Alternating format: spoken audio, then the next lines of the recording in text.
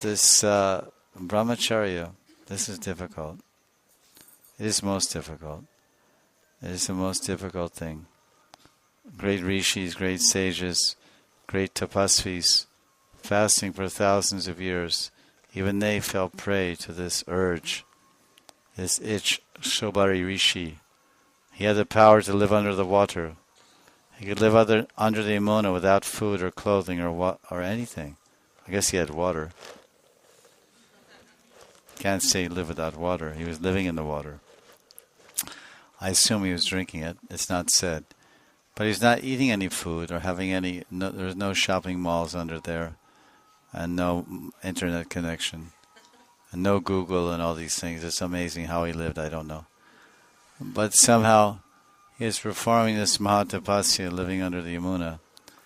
And even he, after so many hundreds and thousands of years, he became disturbed by sex life.